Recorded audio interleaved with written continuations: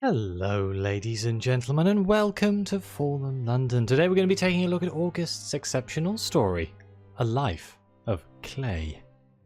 But as always, at the start of a new exceptional story, I encourage you to play these for yourself. Spoilers ahead. Not only do you get access to these stories if you become an exceptional friend, you get an extra candle, a bigger deck, more outfit slots, and various other little benefits. And as you can see, London's in a bit of a weird state right now because it's Astaval.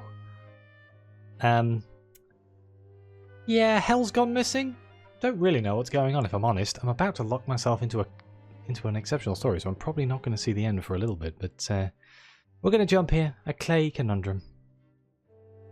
That morning, you bump into the Clay Coalman on your doorstep. He seems distracted. His granity chin with his granity hand and a nose like a whetstone. Been thinking about getting away, he rumbles. A holiday.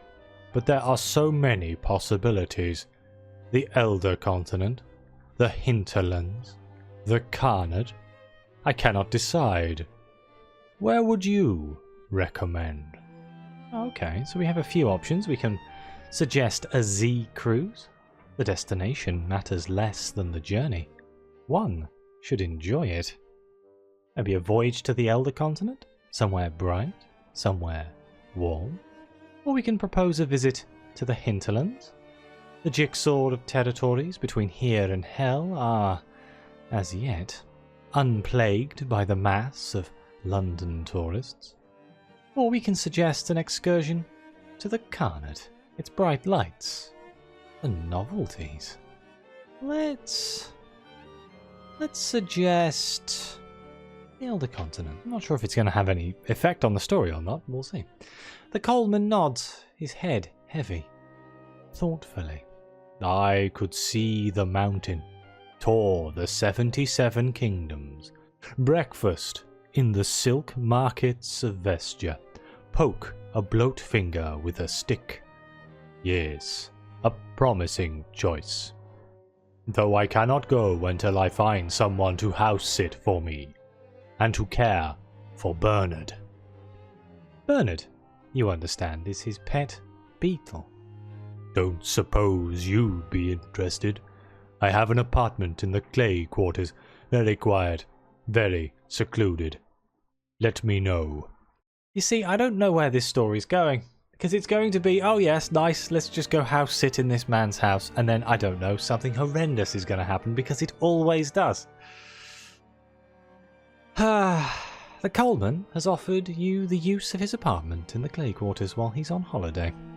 In return for looking after his pet beetle, Bernard. Perhaps you need a secluded place to work. Perhaps you don't want to miss this opportunity to observe the normally private Clay men going about their lives. Away from the seething, assuming, demanding babble of humanity. Perhaps you just want somewhere to lie low for a while.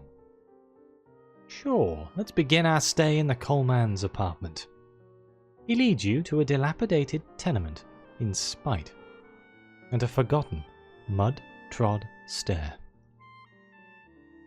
Down in a dripping cellar, he shows you a breach in a sagging brick wall. Beyond is the edge of the Clay quarters. He gives you precise directions to his apartment, and a clay tablet bearing his mark to prove that you have permission to be there. I have left instructions on the table. Bernard is very little trouble, but don't give him too many grubs. He will pretend he is underfed. It is a lie. With that, he shoulders his enormous sack of holiday packing and leaves. These are the foundations of the fifth city. Hastily dug tunnels propped with joists to keep London from collapsing in the wake of the fall. Here are signs of its older foundations, medieval cellars and Roman villas sandwiched into instability during the descent.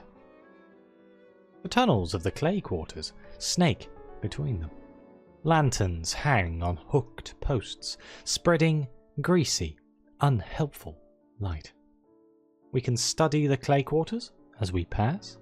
You might learn something of their history. It is said that the clay men were instrumental in stabilizing the city in those early Nethi days, that without them it would have fallen in on itself. Was this the beginnings of the clay quarters, an encampment for the workers? Regardless, the quarters have grown since then, into a bewildering scurry of passages warrening between natural caves. Chambers are quarried into the tunnel walls, apartments, storage rooms, meeting rooms, windows, sometimes paned with glass bottles, goggle at you as you pass. Okay, let's bid good day. It's only polite. The claymen lumber about on their business, pausing to engage one another in solemn conversations in murmured loam splash. When you greet them, some give slow nods back, some ignore you, some stare implacably until you pass. None speak to you. But down here, speaking to one another, they are not as quiet down as they are above. You hear rumbles of distant laughter, plodding songs in baritone voices, the innotations of a clay prophet, or street preacher, or rubble rouser at a tunnel junction. Let's make our way to the apartment. You are attracting attention. Perhaps you should move on. The Coalman's directions included a precise series of instructions to navigate the tunnels, using the lamp stakes as waymarkers. 5 lamps on, turn left. At the 12th lamp, turn left again. You follow them meticulously, aware of clay eyes watching you. Chalcedony Square is a wider, high-roofed natural cavern at the intersection of 2 little-used tunnels. Residents have domesticated it, putting down mortar and cobbles, raising brick walls to enclose the outer parts of the cave into apartments. A well stands on one side, its mouth blocked with rubble. On the other is a bench on which an old statue sits. Between them is the pride of the square, an elaborate water clock.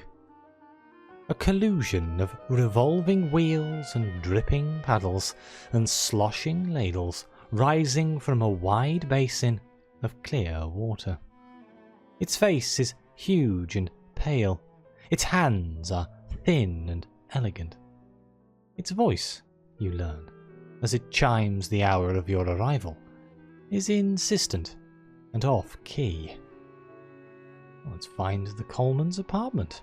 Your home for the next while lies above an abandoned shopfront, perhaps a clay salon, atop a narrow flight of roughly dug steps.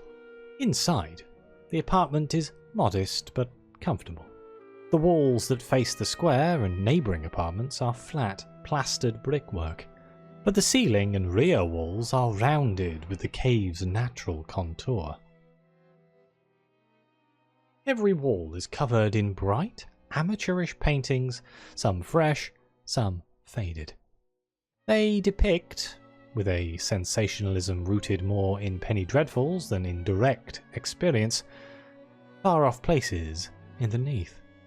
A zigguratted tomb colony, a shining mountain, lurid fungal jungles. Tucked in one corner is a brave attempt at a tiger. The Coalman must have been anticipating his trip for a long time. What else? A stone bed shelf, lately supplemented with a mattress and blankets, a little fire hole under a natural chimney in the rock, a window affording an excellent view of the square, cupboards fitted to the walls, a table with 4 mismatched legs. On it, a letter is propped against a vase holding a decorative mushroom. It is addressed to you. The letter, not the mushroom, though presumably that's there for your benefit as well. Oh, let's say hello to Bernard. A beetle the size of a poodle emerges from a crate lined with blankets and quivers its mandibles at you, hopefully. This must be Bernard. What do you mean, the size of a poodle? Bernard's carapace is an iridescent green, the shape of a shield. His feet make a merry pitter-pat on the wooden floor as he scuttles about. Overjoyed to have company, he spends some time racing about the room and rubbing his forelegs together to make chirping sounds, before stopping at last beneath the cupboard that holds a jar of grubs. Ah, all right. He deserves one. I guess we can start a fire.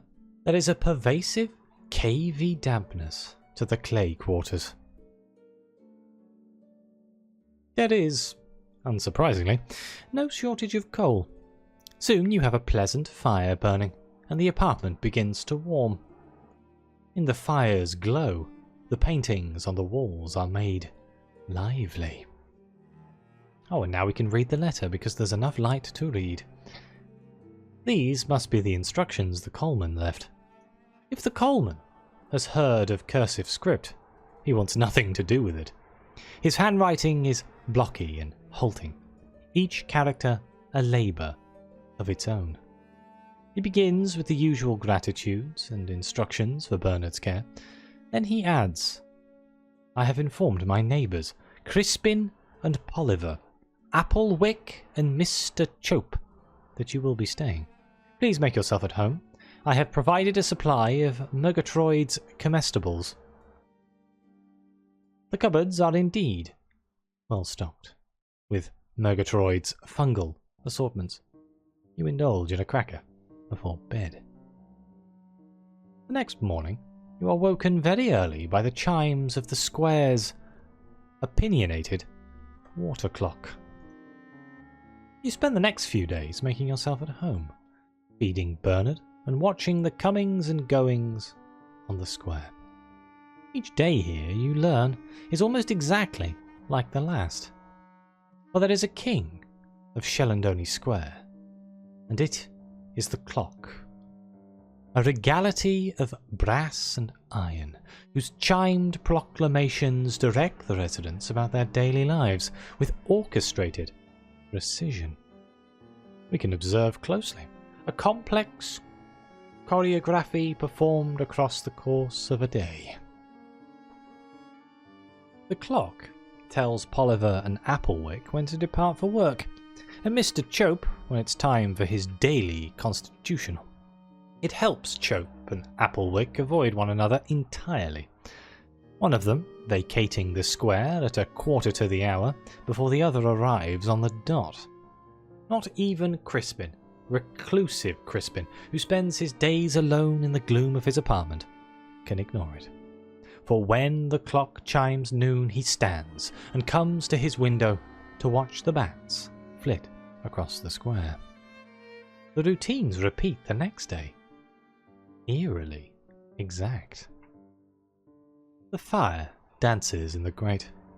In its light, the wall murals stir and sway. The kettle whistles above it. Bernard chitters softly in his crate. It is morning. Okay, so we have a few options here. We can observe life on Chalcedony Square. The window seat is wide, cushioned, and comfortable. This will allow you to make discoveries about the square and its residents, advancing the story. We can go to the square. You've been cooped up for too long. Time to get out. We can take Bernard for a walk. It's good for him to get out. You too. We can return to London for some time. Let's take Bernard for a walk. Why not? Bernard's excitement at the prospect of a walk is clear. As soon as you produce his harness and lead, he begins scuttling in circles, his antennae as stiff as flagpoles. Once you're out, he is calmer, happily scuttling at your feet, pausing frequently to inspect this wall or that stalactite or this passerby's foot. When you return, he retires wearily to his crate. Okay, so it's lunchtime. Let's go to the square just to see what the options are. Donning a coat, mostly for the look of the thing, you step out into the cool airs of the Clay quarters. Oh my god. That's a lot of options, isn't it? Midday on Chalcedony Square. Midday is the quietest time on the square. Polliver and Applewick are both away at their respective employment, so the only occupants present are Crispin, who comes to his window at noon to watch the bats flit, and Mr. Chope, who spends the middle of the day maintaining the clock. I guess we talk to everyone? Let's speak with Crispin while he watches bats. He is at his window, carving a tally on the sill for every bat he spots. Crispin is quiet and withdrawn. He is deceptively bulky, but a slump to his shoulders, a slouch to his back, makes him seem smaller, as if he were slowly folding in on himself. A prison number is chiselled onto the back of one shoulder. Let's attempt a conversation. It's going to make time pass. You do your best. You do. When you greet him, his flinty eyes turn to you. But your opening comment about the quality of the day elicits only an earthly rumble. When you ask if he has any plans, he replies glumly, "No." It is as if he is speaking to you from far away, as if every word had to be dragged forth from some deep, quiet place. His voice, you note, is deep and rich, but gravelly with disuse. Perhaps if you found something to enthuse him, he might be more conversational. Okay. It's afternoon now. There is more of a bustle to the square in the afternoon. Polliver returns from the hospital, covered in a motley of mud. Locking himself away in his rooms, he begins laboriously scraping it off with a pumice stone. Crispin is still at his window, watching the last of the bats flit by. Late in the afternoon, Chope departs the square on his daily constitutional. Exactly 15 minutes after Chope departs, Applewick returns. He stops at the statue on its bench, lays a bouquet of mushrooms on its lap, and sits beside it for a time, before returning home. So we can speak with Crispin again. We could catch Applewick as he returns from work. He still smells of woolstack, smoke and eels and the Z. We could visit the well. It is blocked with fallen rubble. We could inspect the water clock. What a remarkable thing to find down here in the dark. Let's visit the well. The old well is a simple circle of old bricks, a winch, and a bucket. Once it provided fresh, if mineral, water for the litheri, the clay equivalent of a barber's salon, the clock, and the residents' necessities. But it has been blocked for years, clogged with sediment and a collapse in its shaft. Now the nearest source of water is a cistern a lengthy walk away. Most of the inhabitants of the square simply do without. Were the well to be repaired, it could have significant effects on the routines of the inhabitants. Okay. I can't do anything right now, because no one will help me. It's pass some time on the square or in the apartment. I guess I have to wait till later before I can repair it myself. You leave the old well behind. Okay, so let's catch Mr. Applewick. Applewick is broad as a barrel and rough as scree. His surface is like pebble dash, chipped, abraded and weathered by Z airs and the hardships of Woolstack. He moves with a rocking weight, looking with every step as if he's going to topple over before his weight shifts back. He takes another step, his balance reverses, and he teeters the other way. Oh, let's greet him. You interpose yourself into his path. He shows no sign of stopping. Perhaps he can't. Your anodyne comment regarding the day lands as insignificantly as a snowball hitting a mountain face. Applewick rolls on, his face blank as an avalanche. "Excuse me," he rumbles. You step quickly out of his way. You have heard that it is common for claymen to pretend to be slower and more oblivious than they are, to dissuade employers from asking them to do even more. A veneer of defensive friction. Perhaps you'd have more luck if you engaged Applewick on a topic he is passionate about, or had some other way to break the ice. It's evening now. The day is coming to an end. Polliver is busy mixing cements for the next day's work at the hospital. At some point every evening, he experiments terribly with an old violin, then blessedly relents. Crispin sits, statue still, in his dark apartment. Applewick has retired to his apartment, resting before the next day's labour. Meanwhile, Mr. Chope emerges to fuss over the statue. He cleans it thoroughly, and with an air of irritation removes the bouquet of mushrooms Applewick had laid, disposing of them. Okay, hang on. Can I visit the well now? No. So, we can speak to Mr. Crispin again, immobile in the darkness of his rooms. He does not acknowledge your presence at the window. We can speak to Polliver through his window. He is home. We can call on Applewick at his home. His apartment is sparse and humble, located to the right of the old salon. And we could converse with Mr. Chope as he tends to the statue. Every day he cleans it of moss and dust and bat guano. Let's converse with Mr. Chope. We haven't met him yet.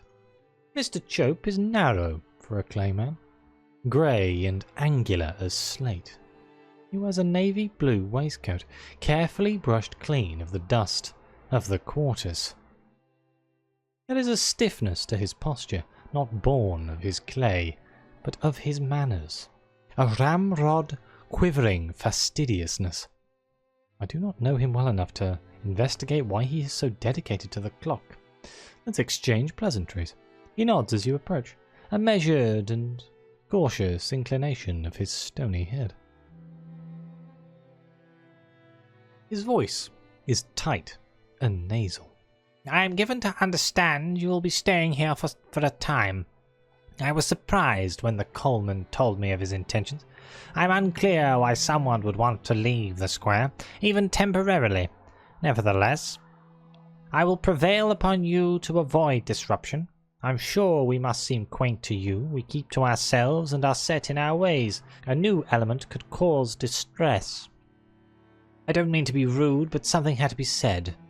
His manners compel him to add, "I hope you enjoy your stay." Well, we've got his defences quality at least. The night chimes. Do claymen sleep? They do not snore, at least. Perhaps they rest and allow their minds to empty for a time. A respite from thought and labour for the hours of the night. Well, let's wake the next day. You stretch and dress. Your stomach rumbles. Perhaps a light breakfast. Bernard is feeling mischievous. His mandibles gnaw playfully at your ankle. That morning, having finished the first box of Murgatroyd's fungal crackers, you open a second, only to discover that instead of more or less adequate fungal biscuits, it contains another envelope from the Coalman, addressed to you. "Now you have settled in," the letter reads. "I must admit to an ulterior motive of our arrangement. Chalcedony Square is under a curse." Well, we must read on. Strong opening, dramatic, unexpected, but can it sustain the sense of drama? It is the curse of monotony. The residents of the square, myself included, have built a prison of our own habits. We have allowed each day to become a copy of the one before, arranging our lives to remove any risk of surprise or variation. We rise when the clock tells us, rest when it commands, each of us isolated in our own routine. We need an outsider, a stone cast into a still pond. You have already helped me by allowing me to take this trip. I hope you can help them too. P.S. I have enclosed further notes on each of them. Indeed, within the envelope are further, smaller envelopes. You may now consult the Coalman's notes in his apartment. In addition, the Observe Life on Chalcedony Square option now allows you to discover ways to intervene on life on the square. Okay. It is morning. Should we play with Bernard? I feel like not talking to Bernard's going to have some sort of horrible pastime. We're going to play with Bernard. Together you play several games. There's the one where he scuttles across the walls while you try to catch him, the one where you poke him with a stick and he tries to murder it, the one where he takes the stick from you and guards it in the corner while you try to get it back without losing an arm. Bernard is very good at these games. Perhaps you could teach him the one where we all sit quietly for a while. Nice. Shall we have a look at life on Chalcedony Square? Let's see what options we have here. From the cushioned window seat, you have an excellent elevated view of Chalcedony Square, and even into the apartments of some of the residents. From up here, you can behold their comings and their goings, and the hour of the clock at which they occur. It is midday. Watch midday pass on the square? A quiet period where half the locals are still at work. The local bats are more active at this hour, though flitting through the dark. Time will pass, okay. The clock chimes its proudest hours to a largely empty square. With Applewick and Polliver still absent, the most diversion you have is Mr. Chope, who spends the middle hours of the day maintaining the clock. You can hear his critical tuts and fussy muttering as he polishes the face and hands, cleans the clockwork, inspects cogs for corrosion. At noon, Crispin comes to his window to watch the bats swarm. He has engraved the names of common species onto his windowsill, and each time he identifies one, he makes a tally. He likes bats. Oh, I see. So now using our observation, we can expand upon said observation. An observation, the bat spotter. Observation concerning the reclusive Crispin. An observation, a roost of rare bats. An observation, the violin upon the wall. An old violin hangs upon the wall of Polliver's apartment. An observation, a contention over a statue. Applewick and Mr. Chope are engaged in contretemps. The subject of their dispute, the sad statue sat on the bench in the square. Let's start with the bat spotter, I guess. I need his help to fix the well, and I'd like to do that. For most of the day, Crispin sits alone in his apartment, swallowed by some overwhelming, wordless mood. He does not emerge or speak to his neighbours. He only sits in solitude. When the bats fly at midday, he stirs. He comes to his window.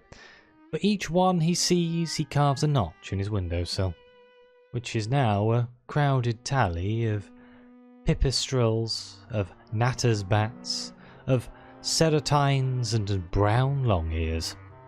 Perhaps this one isolated interest might allow some way to gain his confidence. Okay, so now it's afternoon again.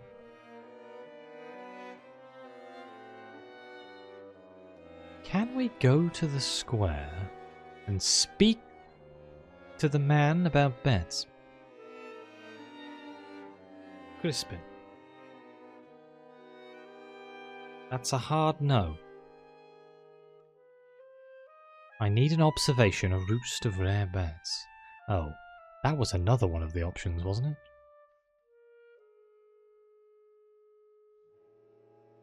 If I go back to my apartment real quick, and we'll have a look at the Coalman's letters. Is there anything in here? Concerning Crispin, here we go. Crispin spends his days alone in the dark of his apartment. Poor Crispin arrived some years ago, following his release from New Newgate. I don't know why he was imprisoned, nor for how long, but I fear that despite his release he has brought the walls with him. He rarely emerges from his home, he seldom speaks. If he cannot be coaxed from his solitude, I fear he will sink into himself, as clay men eventually do, and never emerge. I have tried to draw him out and failed. Perhaps you can succeed, but I cannot. Polliver? Polliver works at the nearby mud hospital, tending the ailments and injuries of claymen. I have found Polliver a mild and affable soul. I once believed he was the happiest resident of the square. Now I have a different opinion. I believe Polliver finds the daily demands of life, of conversation, of unpredictability, of simply managing more difficult than many of us. He has withdrawn more and more into his work. Good work, to be sure. Important work. But can he sustain it when nothing else remains? As water follows the path of least resistance, so too has Polliver, avoiding those things, like companionship, which might be worth the challenge. And then there's Applewick and Mr. Chope, and the much-mourned Mr. Burke. For some reason, the Coalman has chosen to address Applewick and Mr. Chope in a single letter. Once, Applewick, Mr. Chope, and their companion, Mr. Burke, who ran the square's lithery, or clay salon, were close as could be. But since Mr. Burke's sad departure, the remaining two have turned against each other. They have arranged their lives to exclude one another. Now when one comes, the other goes. Applewick is often away from the square, working lengthy hours at the docks, and Mr. Chope is rarely absent. Whatever the future holds for either of them, I am convinced it will not occur until they have made peace. Okay, let's observe life one more time. And let's watch afternoon pass on the square. Gradually, its occupants begin to make their way home. When Polliver returns from work, he is mottled with dry mud, like a sombre jester. He enters his apartment and then begins methodically scraping it off himself with a pumice stone. It is a long, painstaking process. Crispin remains at his window watching the last bats flit by. Every afternoon, Mr. Chope leaves on a lengthy constitutional that takes him away from the square. When Applewick returns at 6 from the docks, he stops by the statue, laying a bouquet of decorative mushrooms on its lap. He sits beside it, on the bench for a time, before returning to his quiet life. His quiet little chambers on one side of the abandoned salon. Right, can I use my observations to find a roost of rare bats, an unexpected sighting? A rarity, even in a place where bats are common. It flitted past you in a flash. You registered a furry, piggy face and a pair of oversized, triangular ears meeting in the middle of its head. Was that a barbersteel? They are not native to the Neath. They were rare in England, even on the surface. But a few were said to have followed London down as it fell. You follow its flicking course.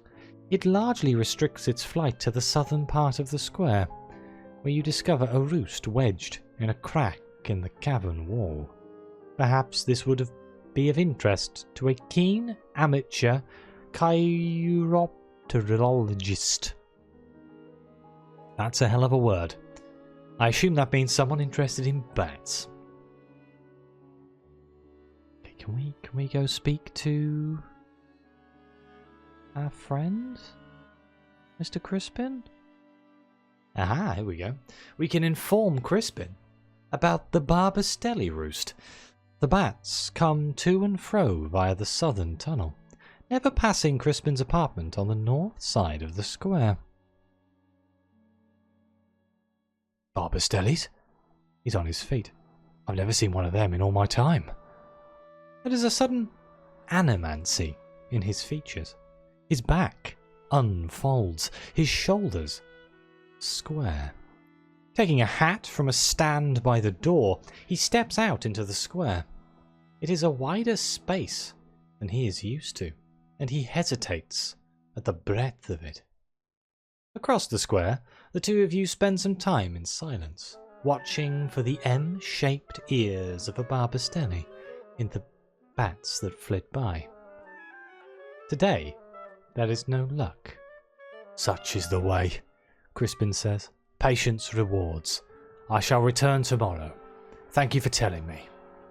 With that, he returns home. At least you got him out of his apartment. Crispin will now spend the afternoons on the square. He has warmed to you and may be willing to talk about new matters. We can begin a new day. You are woken at 5 by the intrusive chimes of the clock, then again at 6. At 7 you give up on sleep. You're awake now. This does not sound like a very nice place to be. You rise and ready yourself for the day. Bernard emerges sleepily from his crate. Okay. So I think I'm going to end this first episode here. I think I see where this exceptional story is going. This is basically a puzzle, and not a very difficult one, but I'm going to have to navigate through all of the lives of these people to slowly and subtly change things for the better. But I'm going to end this here. Thank you all very much for watching.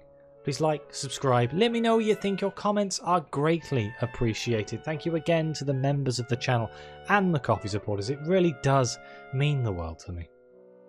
And as always, I'll see you next time.